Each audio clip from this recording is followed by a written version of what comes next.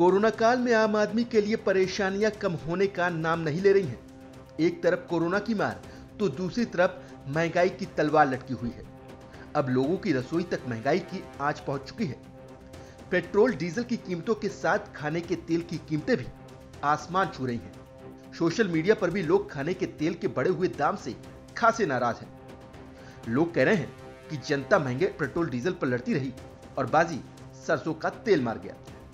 दरअसल पिछले कुछ महीनों में खाने के तेल के दाम पेट्रोल और डीजल के दामों से भी आगे निकल गए हैं। सरकारी आंकड़ों की माने तो पिछले साल मई में 1 लीटर सरसों तेल का दाम 90 रुपए था। ये आज 200 रुपए के पार पहुंच गया है।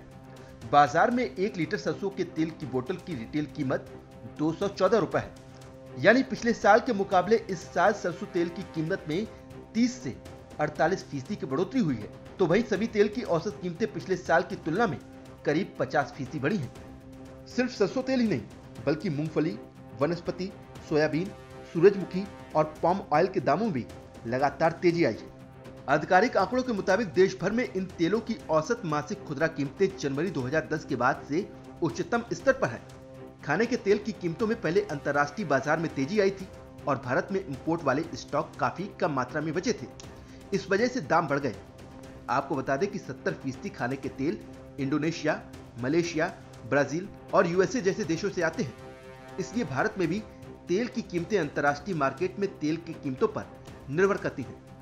इसके अलावा भी कई कारण हैं जिससे पिछले एक साल में खाने के तेल में तेजी आई है।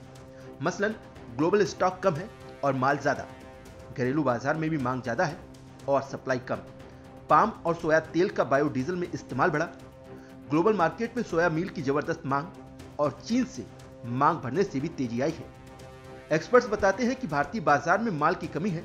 जैसे ही बाहर से माल आना शुरू हो जाएगा, दाम अपने आप कम होने लगेंगे। तेल की कीमतों में बढ़ोतरी के बाद चर्चा चल रही थी कि सरकार इंपोर्ट ड्यूटी घटा सकती है। हालांकि कुछ लोग इसके पक्ष में नहीं थे। उनका कहना था कि अगर इंपोर्ट ड्यूटी में कमी की गई तो बाहर का माल भर जाएगा और किसानों को नुकसान होगा। सरकार ने इंपोर्ट ड्यूटी पर अभी तक कोई फैसला नहीं लिया। एक्सपर्ट्स इंपोर्ट ड्यूटी घटाने के पक्ष में नहीं है।